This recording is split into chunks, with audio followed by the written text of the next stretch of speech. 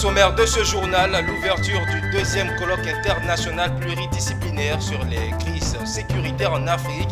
Il s'agira pour les participants réunis à Korogo de définir des stratégies pour trouver des solutions à long terme. Un événement important pour les PME à Abidjan, les journées portes ouvertes du guichet unique de développement des PME. Durant 2 jours, cette rencontre se penchera sur l'avenir des petites et moyennes entreprises. Les journées nationales promotionnelles des petites et moyennes entreprises ont tenu également leurs promesses. Récemment déroulées à Abidjan, ces assises avaient pour thème central la franchise comme modèle de développement des PME. Et la 5e édition de la semaine de la lutte contre la résistance aux antimicrobiens RAM a été lancée par le ministre Sidi Temoko Touré. Plus de précisions dans ce journal.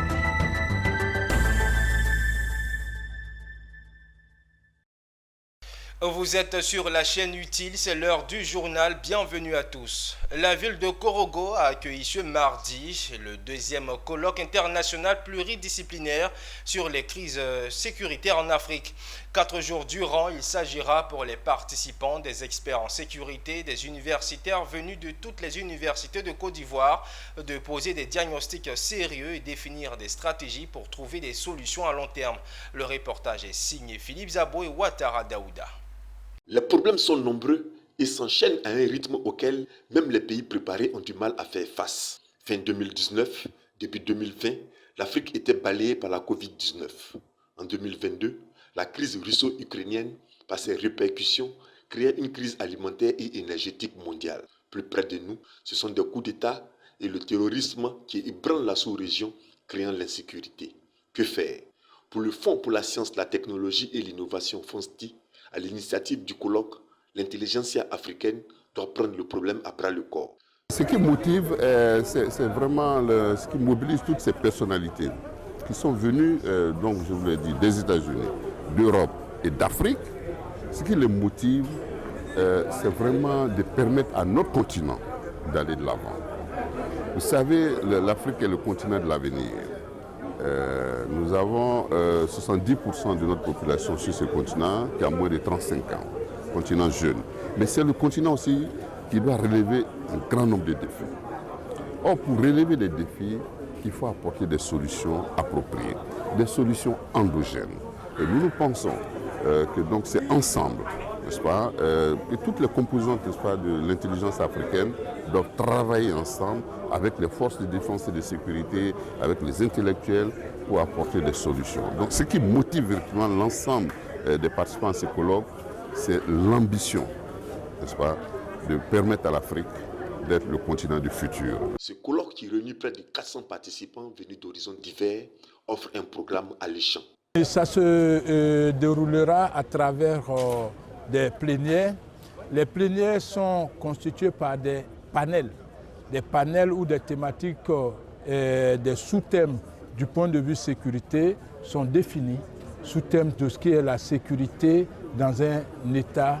Est-ce que de la démocratie et autres, comment ces différents aspects peuvent concourir à la sécurité sanitaire, la sécurité alimentaire, est-ce que la cybercriminalité, autant de thématiques qui seront développées à travers des panels où d'éminents experts interviendront.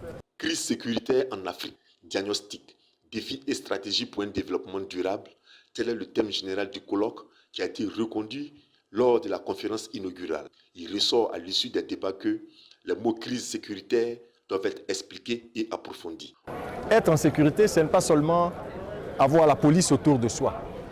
Être en sécurité, c'est être en sécurité physique, c'est être en sécurité morale, sécurité éducative, sécurité mentale, sécurité psychologique, alimentaire, énergétique. Ça veut dire que le concept de sécurité est transversal, il est holistique, il est global. Il faut réfléchir sur les conditions de la sécurité de l'homme africain, du citoyen africain. Il faut décloisonner, il faut impliquer en fait toutes les structures de l'État, bien sûr, tous les démembrements de l'État. Il faut impliquer la société, il faut impliquer la population elle-même qui réclame cette sécurité. 11 pays participent à ce colloque qui comptera 50 sous-thèmes et 350 communications. Et parlons petites et moyennes entreprises à présent. Le guichet unique de développement des PME a lancé ce lundi ses journées portes ouvertes, accueillant le Premier ministre ivoirien et plusieurs membres du gouvernement. Cet événement de 2 jours, débordant de conférences, panels et ateliers, met en lumière l'engagement gouvernemental envers le développement des petites entreprises. C'est un moment clé propulsant les PME vers l'avenir avec une présence notable du plus haut niveau du gouvernement, nous dit Diane Cablan et Maru Seri. Ce lundi a marqué le début des journées portes ouvertes du guichet unique dédié au développement des PME, GUD-PME, qui a pour objectif de faciliter l'accès aux informations, tenir l'accès au financement, promouvoir la formation et le développement des compétences, soutenir la numérisation des entreprises et promouvoir la durabilité. Cet événement qui s'est déroulé en présence du Premier ministre et de membres du gouvernement promet 2 jours de conférences, de panels et d'ateliers, offrant ainsi une plateforme cruciale pour l'essor des petites et moyennes entreprises. Alors, Afriland, le cœur du métier d'Afriland a toujours été le financement des PME. C'est notre cible principale parce que nous sommes convaincus que le développement d'une économie passe par le développement des acteurs principaux que sont les PME. Le Premier ministre l'a rappelé et le ministre du Commerce aussi. Donc nous sommes dans cette dynamique. Depuis que le groupe a été créé en 1986 jusqu'à aujourd'hui, notre cœur de cible, ce sont les PME. Le point fort de la journée d'ouverture a été marqué par la présence remarquée du Premier ministre, soulignant l'importance stratégique accordée par le gouvernement à ce secteur vital de l'économie. Tirant les leçons du passé et dans le but d'apporter des réponses concrètes et innovantes à leurs enjeux de création, de financement et de croissance, les PME devraient désormais se positionner comme les fers de lance d'une Côte d'Ivoire prospère et solidaire grâce aux emplois qu'elle créerait par le dynamisme du secteur privé.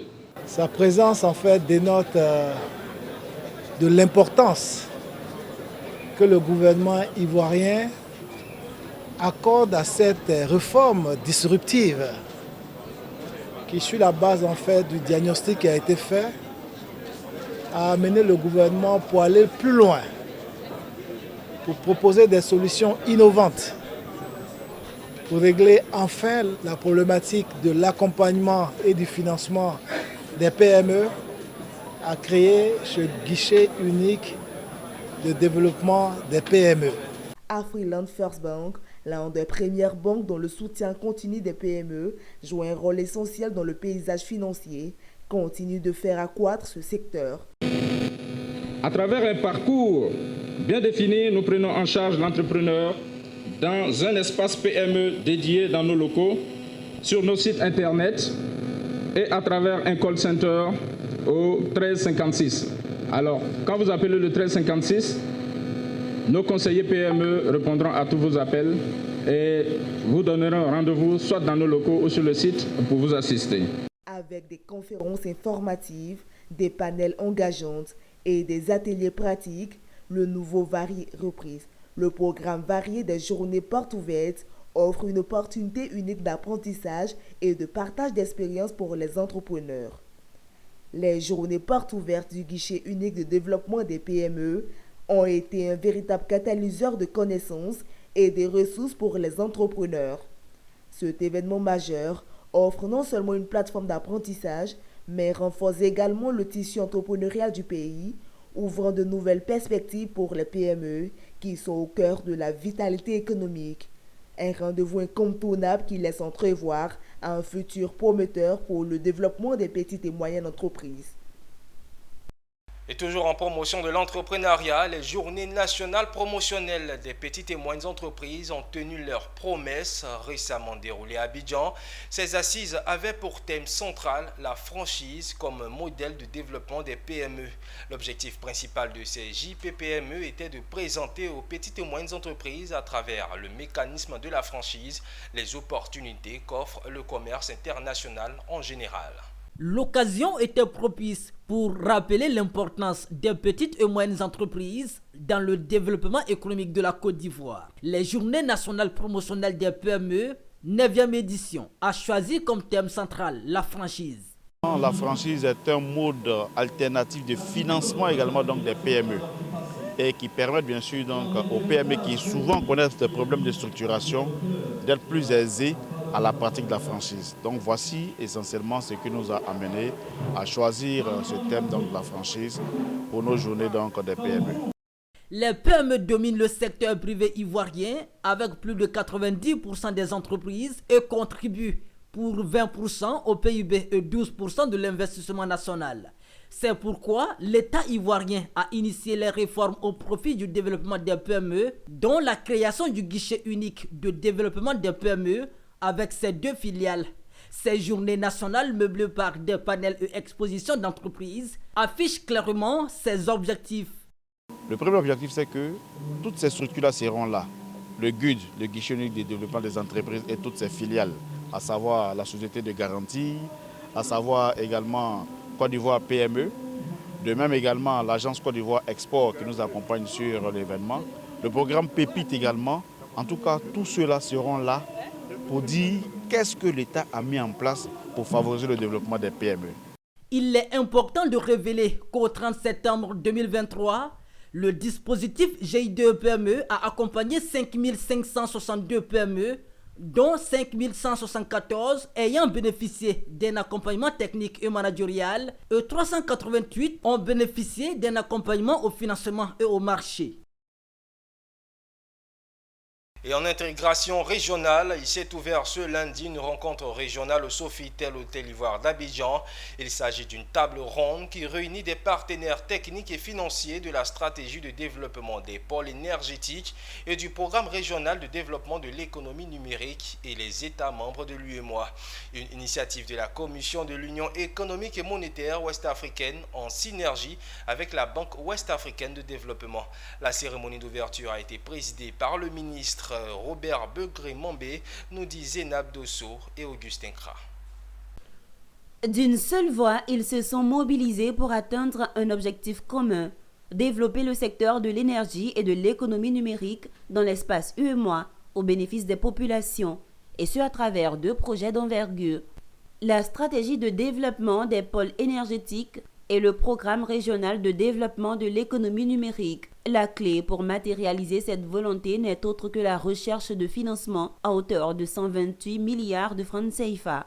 C'est là tout l'intérêt de cette table ronde qui réunit les États membres de l'UEMOA, les partenaires techniques et financiers et autres parties prenantes à Abidjan. Et je crois que pour illustrer avec 2 exemples et ne pas être très long, en faveur des populations, vous voyez ce qui est possible de faire avec l'économie numérique quand les administrations sont digitalisées. Cela facilite l'octroi des documents administratifs. Nous, notre sujet, il est dans le fond assez simple, c'est d'organiser un travail aux côtés des autres bailleurs de fonds, des autres partenaires techniques et financiers, afin de mobiliser l'ensemble des ressources nécessaires pour le financement des projets, qu'il s'agisse du numérique et de la digitalisation, mais également tous les sujets qui sont relatifs à l'énergie. Présent à cette table ronde, le Premier ministre ivoirien Robert Begré-Mambé qui a présidé la cérémonie d'ouverture. Ces projets ne sont donc pas des investissements dans des infrastructures de technologie. Ils sont en réalité des investissements dans le capital humain. Pour rappel, la SDPE, Stratégie de développement des pôles énergétiques, identifie 3 pôles énergétiques prioritaires dont la Côte d'Ivoire, le Sénégal et le Niger. Son coût est estimé à plus de 14 milliards de francs CFA sur la période de 2023-2027. Intéressons-nous à présent à la sécurité maritime. Une vingtaine d'agents de pays du Golfe ont entamé depuis ce lundi à Abidjan une formation sur la gestion des scènes de crime en mer, couplée à une autre sur la conduite nautique de niveau 1. Cette formation qui se tient à l'Académie régionale des sciences et techniques de la mer permettra d'outiller les participants dans ces différents domaines afin de garantir la sécurité maritime. Une initiative du projet SafePort financée par la coopération allemande GIZ, Koné Norgo et Doumbia Ayuba pour le point. Jamais la menace terroriste et de contrebande n'était aussi pesante que ces dernières années. Une menace sécuritaire qui n'épargne pas le transport maritime régional. Pour y faire face, L'Académie régionale des sciences et techniques de la mer a opté pour la formation des agents, comme ce lundi 27 novembre 2023, marquant le début d'une formation sur la gestion des scènes de crime maritime, doublée d'un stage de conduite nautique de niveau 1. Et par le passé, on a été confronté au fait qu'il y a eu des pays, même des pays européens, qui ont appréhendé des criminels, mais qui n'ont pas pu prouver leurs crimes et qui ont dû les libérer. Et pour prouver qu'on appelle ça, la culpabilité de ces personnes-là, la première étape, le premier stade, c'est la scène de crime. Et nous, ici, nous sommes dans le domaine maritime. Vous imaginez la difficulté d'une scène de crime maritime. Et c'est pour ça que nous avons estimé que il était important de faire cette formation-là. Et pour faire cette formation, nous avons eu besoin d'associer l'Académie internationale de lutte contre le terrorisme, qui est beaucoup plus outillée que nous, pour nous aider dans ce partenariat. Autour de la table, une vingtaine de participants issus des pays du Golfe. Durant 5 jours, ils vont percer les secrets des scènes de crime et apprendre en même temps à faire la conduite en mer. Une formation assurée par l'Académie internationale de lutte contre le terrorisme et la police scientifique. Dans une première étape, c'est d'abord les initier, c'est-à-dire aux techniques de gestion de scènes de crime sur terre, et après maintenant aller au-delà, les particularités qu'il y a en mer.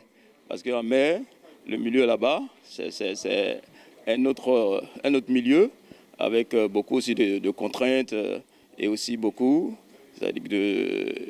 comme on le dit, de problématiques. Cette formation sur la gestion des scènes de crime et de conduite nautique est le fruit du projet SafePort, financé par la coopération allemande GIZ. Le deuxième gala des jeunes chefs d'entreprise dynamiques, en abrégé GCD, s'est tenu récemment dans la commune de Marcory. Un cadre d'échange qui avait pour but de permettre aux jeunes entrepreneurs dynamiques de tisser des relations et parler des opportunités d'affaires avec les seniors et invités présents. Ce rendez-vous annuel 2023 avait pour thème entrepreneuriat jeune, défis, opportunités et impact économique, nous dit Pierre Tebeu et Doumbia Ayouba. Ce rendez-vous était très attendu par les membres des jeunes chefs d'entreprise dynamiques GCD.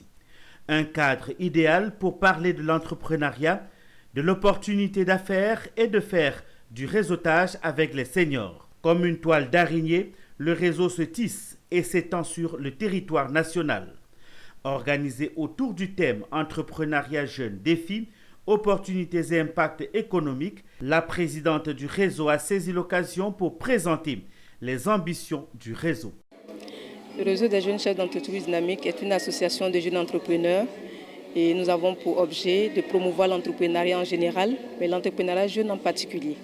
Et à travers nos projets, à travers nos différentes créations d'entreprises, nous créons de l'emploi et nous contribuons à notre manière au développement de notre pays. Les membres du réseau soutiennent les démarches et les objectifs de leur association. Déjà, c'est un bon moment de retrouvailles parce que honnêtement, on est toujours seul. Là, il y a pas mal de chefs d'entreprise ici, donc je me retrouve un peu dans un écosystème qui est le mien. Et ça me fait plaisir parce qu'on est vraiment isolés. Je tiens à féliciter les organisateurs parce que c'est du tout pas facile d'organiser un événement. Déjà penser à l'idée et commencer à courir vers l'idée, fixer une date et rendre la date possible, je pense que c'est à féliciter. Cette soirée de gala a été l'occasion d'échanger autour de la thématique. Un défilé de mode suivi de la remise de récompenses aux chefs d'entreprise qui soutiennent les initiatives des GCD ont marqué le clou de cette soirée riche en couleurs. Pour avoir mis un point d'honneur sur l'employabilité de la jeunesse durant sa gouvernance, le président de la République, Alassane Ouattara, sera célébré le 6 janvier 2024. Cette journée d'hommage initiée par l'ONG Force 2000 Jeunes vise à traduire la reconnaissance de la nation au chef de l'État pour ses actions en faveur des jeunes. Konena Norgo, Maru Seri pour le compte rendu. Depuis son accession à la magistrature suprême en 2011, le président de la République de Côte d'Ivoire, Alassane Ouattara, a mis un point d'honneur à mettre en avant la jeunesse. Recrutement massif des jeunes dans l'administration, financement des projets de jeunes, nomination de jeunes à des postes de responsabilité et le clou, une année entière dédiée à la jeunesse. Autant d'actions qui lui vaudront le 6 janvier 2024 une cérémonie d'hommage organisée par l'ONG Force 2000 Jeunes. Cette journée est une journée très importante parce que nous tenons à magnifier les actions d'un homme exceptionnel qui est le président Alassane Ouattara. C'est l'année de la jeunesse dans la mesure où le président a mis les moyens aux différents, à la jeunesse pour pouvoir créer des PME, insérer plein de jeunes dans le tissu économique et social, dans plusieurs domaines, dans l'agriculture, dans l'entrepreneuriat. Et il faut compter une pléiade d'universités créées, et sans oublier aussi un soutien à plusieurs familles, dont nous tous, nous sommes témoins. Cette journée d'hommage du 6 janvier 2024 est placée sous le parrainage du Premier ministre Robert Begré-Mambé. La cérémonie de lancement de la phase 3 du projet CDD, emploi dénommé Programme d'insertion socio-professionnelle et citoyenne de la jeunesse ivoirienne, s'est déroulée récemment à Abidjan. Cet événement visait à présenter les informations essentielles sur le projet afin de faciliter son appropriation par les parties prenantes et sensibiliser le grand public sur les opportunités offertes par le programme. L'objectif est de réduire le taux de chômage en favorisant l'insertion professionnelle et citoyenne de la jeunesse ivoirienne. Michel Brou, Maru Série. Ce sont plus de 78 millions d'euros, soit 51,6 milliards au profit de 81 420 jeunes. Voici le montant global de la troisième phase du contrat de désendettement et de développement signé entre les États français et ivoiriens, dont une partie sera affectée au financement du projet CDD Emploi des jeunes. Une manne financière pour laquelle 1500 jeunes des différentes communes du pays ont investi la salle du Palais des Congrès du Sofitel Hôtel Ivoire d'Abidjan. La forte présence des autorités et des jeunes témoigne de l'importance accordée par tous les acteurs à la réussite de ce programme pour la jeunesse ivoirienne. À la jeunesse ivoirienne, je voudrais demander de saisir les opportunités offertes par notre pays avec le concours des pays amis. Je voudrais appeler la jeunesse à se mobiliser. Vous êtes notre chance. Cette année de la jeunesse est l'opportunité de leur donner la parole et l'organisation de cette cérémonie aujourd'hui en est l'illustration. Nous avons souhaité mettre la jeunesse à l'honneur dans sa diversité, dans sa capacité à innover et à proposer de nouvelles idées. Même son de cloche pour les autorités communales et régionales à ce rendez-vous. C'est une opportunité avec cette phase 3 que la jeunesse a aujourd'hui. Donc on leur demande d'être un peu plus consciencieux, d'être plus déterminés et d'être entrepreneurs. Nous, au niveau du conseil régional, en tant que président, on va s'impliquer personnellement parce que nous sommes jeunes, nous sommes conscients que résoudre les problèmes de la jeunesse, c'est mettre la région en paix, c'est mettre le pays totalement en paix. Cette troisième phase du projet CDD signé le 27 octobre 2021 enregistre une convention d'affectation depuis le 12 mai 2023. Il s'inscrit dans le cadre du programme jeunesse du gouvernement PJGouv 2023-2025. L'actualité, c'est aussi la santé. L'INSP a pour mission la recherche, la formation et les prestations de santé clinique dans le domaine médical pharmaceutique, de la biologie médicale, de la médecine traditionnelle et des prestations cliniques en rapport avec la recherche. C'est dans ce cadre qu'il a organisé le 3e congrès de santé publique sur le thème « Promotion de la santé des jeunes, déterminants sociaux et environnementaux ». Objectif, créer un cadre de communication scientifique et de formation sur les travaux en lien avec la santé publique. Djekou De Silva, Augustin Kra. Ils étaient environ 250 personnes. Les directeurs des UFR des sciences de la santé, les directeurs des programmes nationaux de santé, des chercheurs et enseignants-chercheurs.